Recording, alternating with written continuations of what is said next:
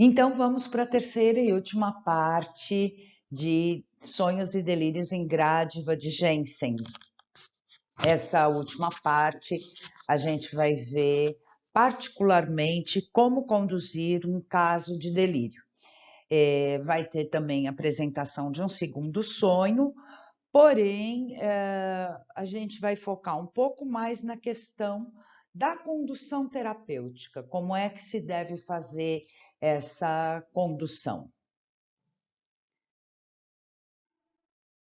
Bom, no dia seguinte, né, a gente tinha visto na parte 2 que terminou com o encontro com a despedida, né, do Ranald e a Zoe. No dia seguinte, o Ranald volta ao local do encontro, levando um ramo de flor que no livro aparece como sendo flor dos infernos, mas provavelmente é a flor dos mortos, a conhecida, que cada cultura vai ter a sua, e aí aquela se chamava asfódelo, a flor dos mortos. E a Zoe, então, que sabia que os dois eram amigos de infância, começa a interrogar, a fazer perguntas para o Ranald. E ela pede uma explicação sobre o sonho que ele havia contado. Ela quer saber em que ocasião ele estava ao lado dela quando ela se deitava para dormir. Então, ele havia sonhado que ela se deitava na escadaria do templo e ele havia adormecendo ali, antes de ser coberta pelas cinzas do vulcão. Bom, então ele conta a respeito do relevo de mármore, conta da questão do pé, da forma de caminhar, que tanto havia encantado. Ela mostra, então, que ela caminha daquela maneira. E ela só não tem uma sandália, como a imagem de mármore, mas ela tem uma bota. E Zoe aceita que ela é Gradiva, um fantasma. Zoe, de um certo modo, entra no delírio do Ranald.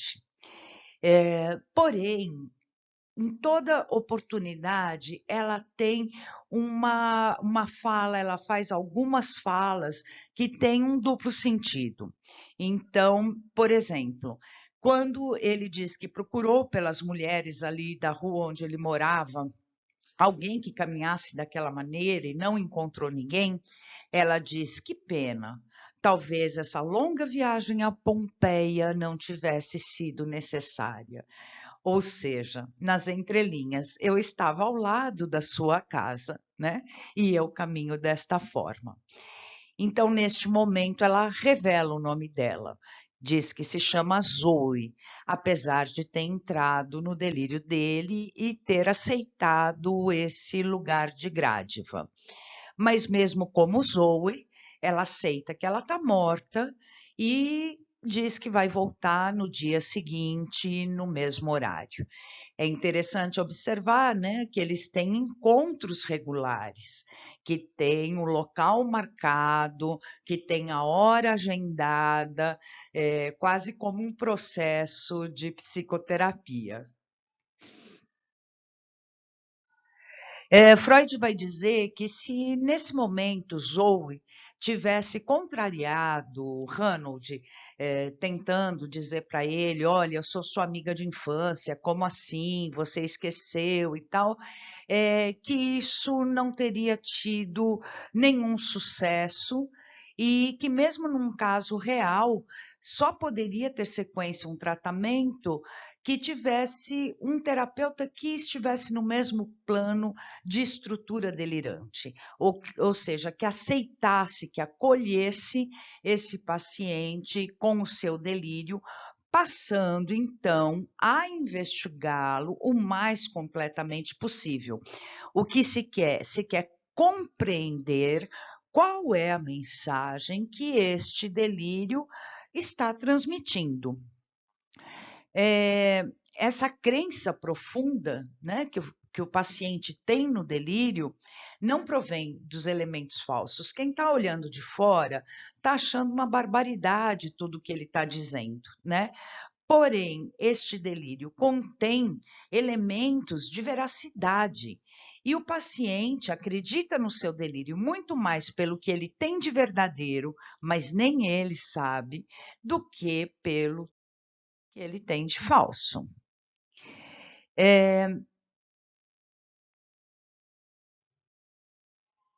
Aí surgem alguns eventos diurnos que vão dar origem a um segundo sonho. O Ranald começa a fazer algumas descobertas e percebe que alguns dos seus pensamentos são absurdos. Ele acreditava que Gradiva voltava para as entranhas da terra depois de encontrar com ele. Mas depois ele descobre que tem uma fenda e que é como se ela voltasse para um túmulo. Ele se questiona se Gradiva teria um corpo, o que ele sentiria se tocasse a mão dela. E caminhando por Pompeia, ele encontra um velho zoólogo, que não é ninguém mais do que o próprio pai da Gradiva. O zoólogo está caçando um lagarto e fala com ele, com o Ranald, como se o conhecesse, né? Pede para que ele faça silêncio para não espantar o lagarto e diz: o nosso colega Eymar usou o mesmo método e deu muito certo, o método para caçar o lagarto, né? E como assim, né? Esse senhor me fala o nosso colega, eu não o conheço. Bom, ele segue caminhando, encontra um terceiro hotel que ele não sabia que existia, e ali ele compra um broche que teria pertencido a uma moça que morrera abraçada por ocasião do Vesúvio. E ele sofre e sente ciúmes ao imaginar que essa moça poderia ser a Gradiva. Olhando pelas janelas do hotel, ele vê que uma das janelas tem um ramo de asfódelo, que foi justamente a flor que ele havia dado para Gradiva na véspera. Tem uma crise de ciúmes terrível, fica bastante enciumado, e à noite ele tem o segundo sonho. Ele sonha que Gradiva está capturando um lagarto. Então, a gente já tinha visto que o material dos sonhos é aquilo que se chama de restos diurnos, coisas que foram vividas no dia anterior ou nos dias anteriores, voltam no sonho mediante alguns mecanismos. Então, no sonho, quem está capturando o lagarto não é o zoólogo, e sim a própria Gradiva, que, assim como o zoólogo, pede que ele faça silêncio e diz para ele: nossa amiga já utilizou este método com sucesso. Ele fica muito atormentado com aquele sonho e um pássaro entra no sonho e captura o lagarto. Freud vai interpretar esse sonho como um comunicado de Gradiva. Pai e filha se equiparam como peritos no sonho do Ranald. Gradiva esgueira-se por uma fenda, tal qual um lagarto. E é como se ela no sonho dissesse para ele: deixa-me agir sozinha, que saberei como conquistar um marido, tão bem como qualquer outra moça. Ali, a substituição ou deslocamento do elemento real, marido, por um elemento trivial, lagarto. Então, o deslocamento, ele tende a fazer essa substituição. Alguém muito importante aparece como alguém ou algo totalmente desimportante. Muito bem. O ramo de flores na janela, a existência de um terceiro hotel, o velho zoólogo que trata Ranald de uma forma como se conhecessem, levam, ainda que inconscientemente, fazer alguns questionamentos sobre o delírio. Será que ele é um espírito mesmo? Aí o Freud vai falar algumas técnicas para a interpretação dos sonhos. Nós já dissemos que o sonho é sempre a realização de um desejo. Freud vai complementar dizendo que uma fala ouvida no sonho, ela sempre foi ouvida ou pronunciada pelo próprio sonhador. E a substituição de uma pessoa por outra ou a combinação de duas pessoas significa a equiparação destas pessoas. Então, no sonho, a Gradiva é equiparada ao pai na sua competência, na sua habilidade. O pai era um zoólogo perito e a Gradiva também estava agindo como alguém muito esperta, muito perita, muito hábil no contato com o Ranald e inconscientemente ele sabia disso. O Freud vai chamar muita atenção para o seguinte: não prestar atenção nas conexões aparentes do sonho, mas em pedacinhos do sonho, concentrar a atenção isoladamente em cada um dos elementos do seu conteúdo, buscando em cada um deles as impressões, as lembranças, as associações livres que esses pequenos trechinhos de sonho podem despertar. Muito bem, no próximo encontro, então, com Gradiva, ao invés de levar flores dos mortos, Ranald leva rosas. O broche que ele comprou no hotel e um caderno de desenhos que Zoe havia esquecido. Se questiona, né, se ele poderia encontrá-la mais vezes, em outros horários. Aí conta para ela que ela é a dona do broche e ela ironiza e jogando sempre aquele segundo sentido, né? Ela diz: o sol faz estas coisas. O excesso de sol pode fazer as pessoas ficarem muito confusas, mas o hotel onde ele comprou o broche também se chamava Hotel do Sol. Aí ela está com fome e ele está um pouco tonto e ela pede para compartilharem um lanche e comenta com ele: sinto como se já tivéssemos compartilhado certa vez de uma refeição semelhante, há 2000 anos atrás. Não te recordas? Tentando, é claro, provocar se ele lembraria de quando eles, na infância, teriam tomado lanche juntos. Uma mosca pousou na mão dela e ele então bate com força para saber se a mão é real. Obviamente ela reage, né? Por que dessa atitude agressiva? Ele queria saber se ela era de carne e osso, se ela podia ser tocada.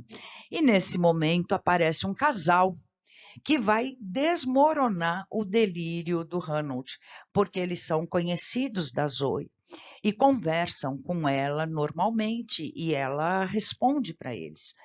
Então, delírio abaixo. Ela não é um fantasma.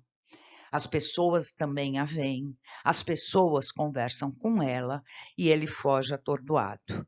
Ela vai atrás dele, conta então que ela é a filha do zoólogo, que é vizinha dele, e a princípio ele fica muito confuso e aos poucos ele vai começando a voltar para a história real, né?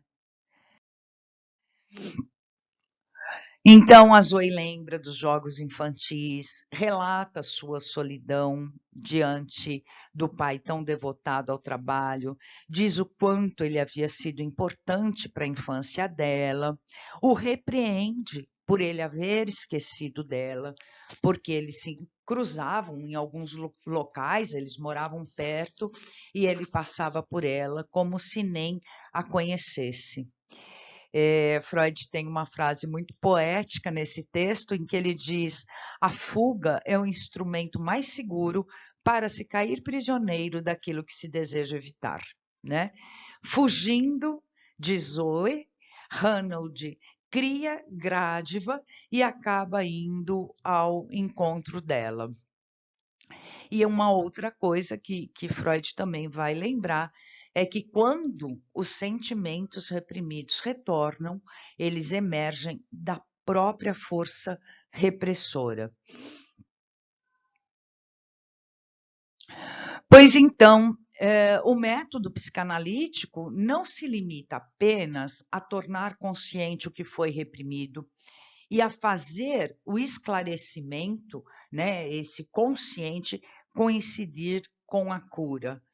Entende-se também que, ao considerarmos o ponto fundamental de toda a modificação, que é o despertar dos sentimentos, Ranald desperta para os sentimentos que ele tinha pela colega e aí sim se processa a cura. Freud dá o diagnóstico, então, que as perturbações semelhantes à do Ranald são psiconeuroses e tem como pré-condição a repressão de uma parcela da vida instintual ou do instinto sexual. Uma parcela desse instinto é reprimido muito fortemente. E o processo de cura é realizado numa reincidência no amor. Daí o texto se chamar A Cura pelo Amor. Se o termo amor combinamos todos os diversos componentes do instinto sexual, pois os sintomas que provocaram a procura de um tratamento, caso um paciente assim procure, nada mais são do que precipitados de conflitos anteriores relacionados com a repressão ou com o retorno do reprimido, e só podem ser eliminados por uma nova ascensão das novas paixões, das mesmas paixões. Portanto, a psicoterapia analítica, a paixão que ressurge, seja ódio ou amor, invariavelmente escolherá a figura do médico, né? O que futuramente em outros textos veremos trabalhado como com o termo de transferência. No caso do romance, essa paixão ressurgiu pela Gradiva Zoe, né? Porém, num tratamento, esses sentimentos vão aflorar em relação à figura do profissional, o psicólogo ou o profissional que esteja trabalhando. Muito bem, então, nessa aula sobre Gradiva, o que a gente pôde ver foi como se formam os delírios e os sonhos, não é? É bastante explícito, tem 2 sonhos que Freud vai tecer inúmeros comentários sobre os restos diurnos, sobre o deslocamento, como esses sonhos vão se formando e os delírios, e principalmente o quanto eles são a conciliação de um conflito que tem uma repressão, essa repressão quer vir à tona, tem um conteúdo reprimido que quer vir à tona e a repressão não permite que isso aconteça. A conciliação deste conflito vai dar origem aos sonhos. A condução terapêutica, que a gente acabou de falar a respeito, e os conceitos de inconsciente, repressão e deslocamento. Então, é isso. Muito obrigada e